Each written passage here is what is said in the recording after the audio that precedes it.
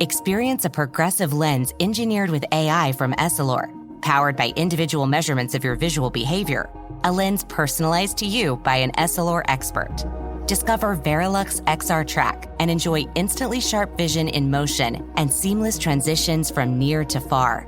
Find your local Allar expert today at Allar.com. This Steve Jones Show podcast is now loading. The Steve Jones Show podcast is presented by Sunbury Motor Company, Purdy Insurance, Brewers Outlet, and NIL Game Changers.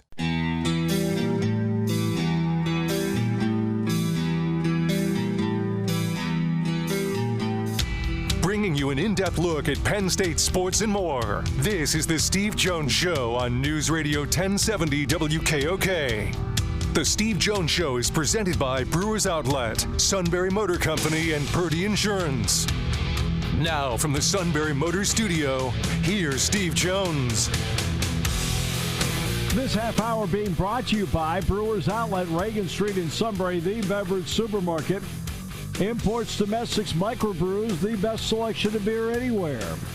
Wine coolers, water, soft drink, snacks. They roast their peanuts fresh and out every day. 6 great flavors of slushies, and the pickle bar led by the barrels and the dills, my 2 favorites. Indeed, second to none. Stock up for your tailgate now at Brewers Outlet, Reagan Street in Sunbury, the beverage supermarket. Always a pleasure on my part to bring in the outstanding Mike Poorman, statecollege.com. Mike, welcome back. Thanks for your time today. Thank you, Professor Jones. I was just doing some math about Steve Jones, the professor. See if I'm right. You're always good about this. This is year 22 for you teaching, and you're going to hit about 1,000 students in that time, right? That's probably right. I have 21 this time through, and there was a period of time where I had like 2 or 3 springs in a row where I was teaching 2 classes. So, yeah, that's probably right. Yeah. Wow, so you're over 1,000. Wow, congratulations. Yeah. That's quite a streak. It's not quite Cal Ripken, but when it comes to teaching broadcasting, sports broadcasting at Penn State, you're an all-time great, Steve. Yeah, well, first of all, I'm the only one that's done it. So well, there you go. I could be categorized as the in a class by yourself. I could be categorized as the worst person I've had doing it too. So I appreciate that self-effacing humor. Nice. So nice. Bye week is at a different time, but that's just the way the schedule fell this time through. What are you looking for out of this team following a bye week? And I know what the competition is Saturday. I'm looking for a crispness and a ferocity that Jalen Reed showed in the first quarter against West Virginia. If they can find that within themselves, and I think that first quarter by Jalen, I'd be interested to see what you think if there's been someone that's come out with their hair on fire like that. I mean, that may be asking too much, but that's, if that happens, then that comes within, and that comes from within the leadership of the players, not the coaches. Which, look, they had put together this lion position that is, in a sense, a hybrid. You can play him near the line of scrimmage, you can play him back, and so forth. Is he the type of player that really fits what Tom Allen's been looking for in that kind of guy? Well, that is a great question. I'm going to put a question back to you that I'm not sure I know the answer. How much do you think that – no one has mentioned this. Are there any similarities to the old hero position? The old hero position was a strong safety. And that's just what it was called back in the day. It was not a third safety out there. I thought that guy actually, whether it was a Zordich or some of them had linebacker, bigger kind of guy qualities. If they were, it was because they were the fourth linebacker out there and not the third. And that's the difference between them. So that person would be a bigger size, like Reed is a little bit bigger, but you'd be lining up because they always lined up with 3 linebackers. Tom, of course, has been lining up with 2, and Marcelo Ball was primarily that hybrid guy most years at Indiana, where he was part safety, part DB, part safety, part linebacker, because they were lining up with 2 linebackers a lot. This is a case where Penn State's been lining up with 2 linebackers. He essentially becomes the third, as opposed to back in the day with the hero position. The hero position was strong safety, but then would come up and be the 4th linebacker in a 4-4 look. Well, great explanation, but I guess from the X's and O's, it's that. But Reed's not super. He's not super big. He's really solid. Yeah. I agree with that. But I will say this: he certainly has the right mentality. Yeah. How's that for an answer? Yeah. No, that makes complete sense. They have played 6 quarters of excellent defense out of 8. Because the second half against Bowling Green, until the final drive, they'd only given up 48 yards in the second half. And like 6, it was like 6 in the third quarter.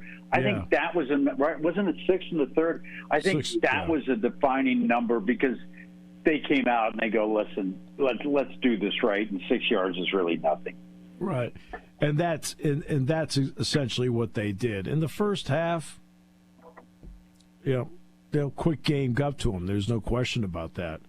And because Bazelak was 13 of his first 15, he then was only 12 of his next 24.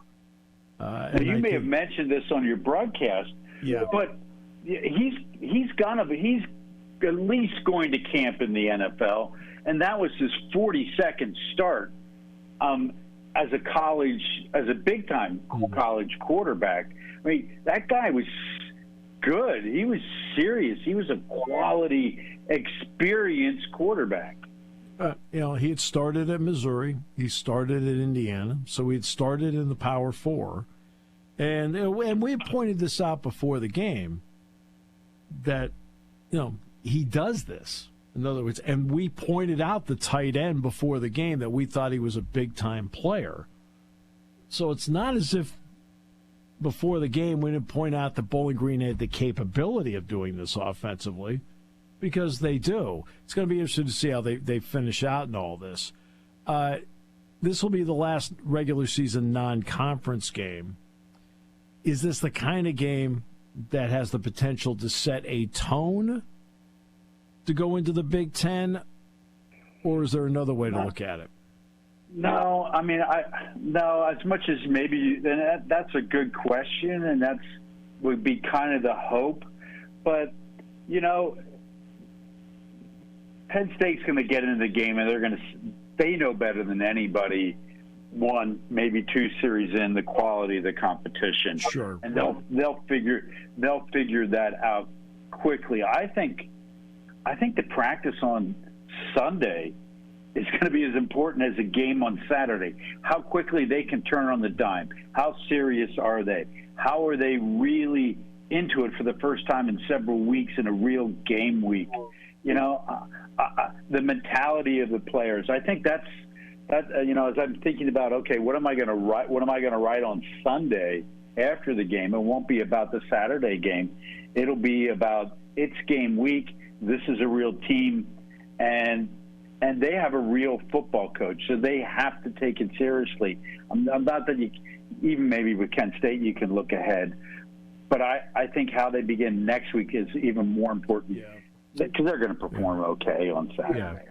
Because I am going to take a long, hard look at the Illinois-Nebraska game on Friday night. I mean, that to me is on the checklist of what they have to do. I want to ask about college football officiating. Maybe officiating overall.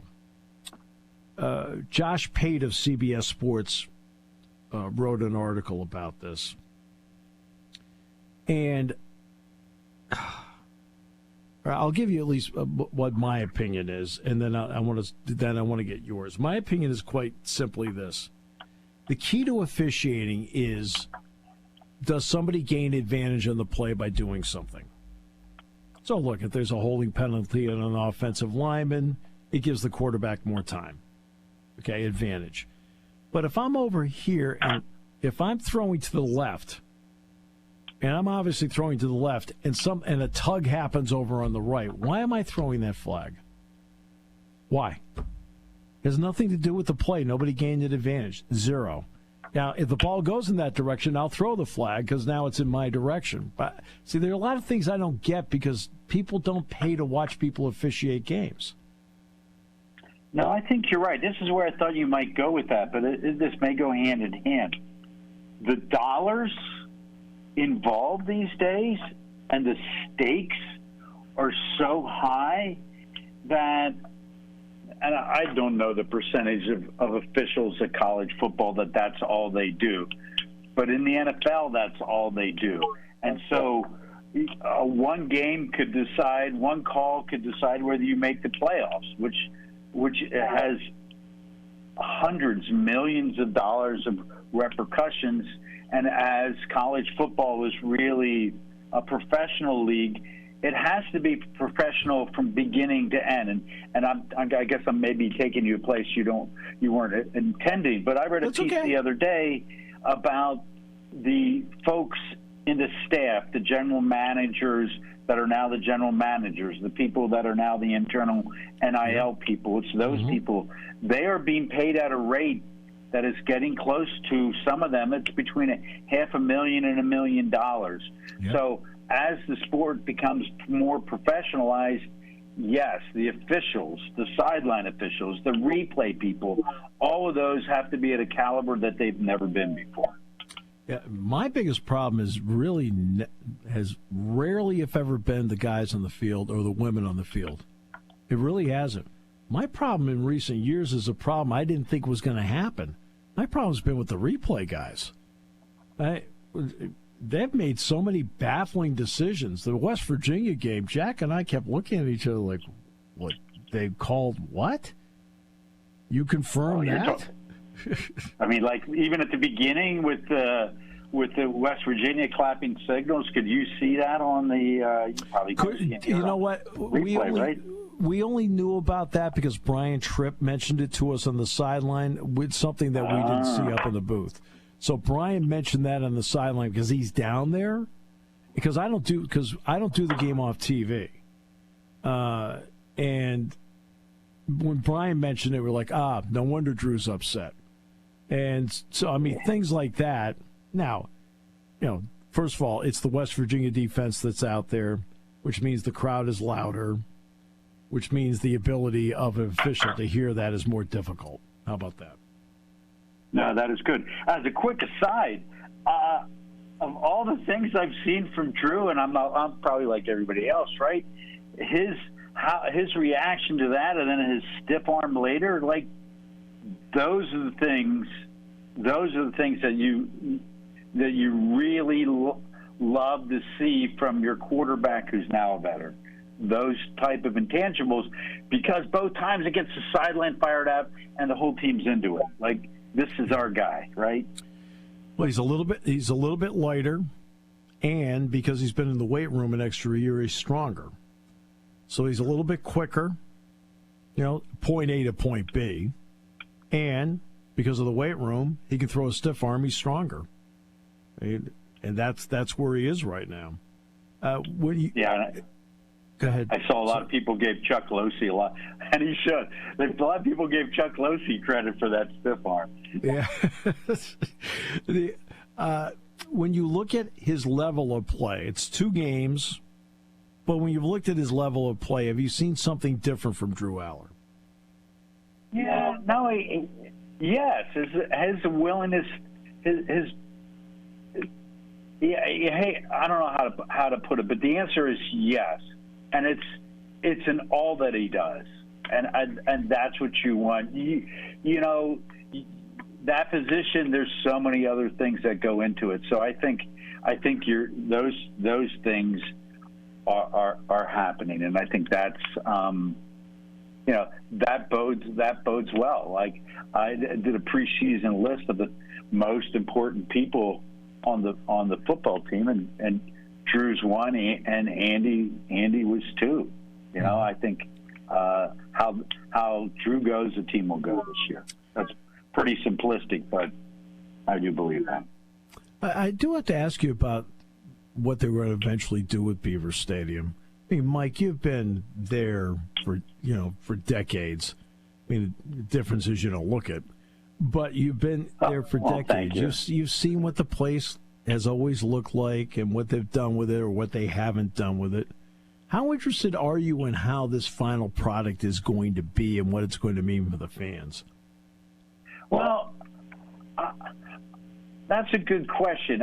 I have to tell you what really I think has been, for me, because I wear a lot of hats at Penn State, I like the West.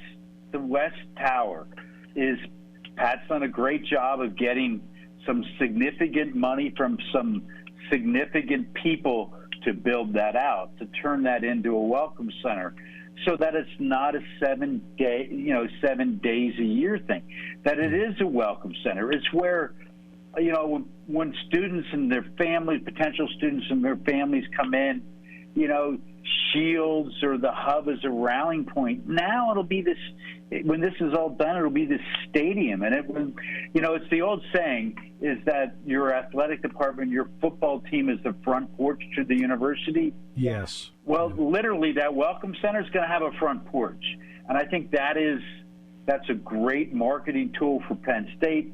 It's really smart, and I'll be honest, I like that all the money is not just going for one sports team. It's going to benefit all the university, and Misitano and Lubert are very smart and very generous to make that happen, and they're going to get a lot more bang for their buck, and so is Penn State, by making that your portal to coming to the university as a prospective student. That's a great point, and the two anonymous gifts as well. We just don't know the names attached to it. Mike, well, Steve, that was so great of you to put forth that gift. I'm going to out you on the air that I know that one of those 210 million was from you. So thank you very much. I don't like to brag. All right, so yeah, right. Okay, Mike, always a pleasure. Thank you so much. Appreciate the time you gave us today. You're welcome. And I'm sincere. I know the impact. I mean, we know the same kids. 1,000 kids, 22 years. That's a big deal. Congratulations, Steve. Well, Mike, thank you. That's very kind of you. Hey, we'll talk to you soon. All right, take care, bud. Bye-bye. Mike Poorman, statecollege.com, also teaches in the College of Communications.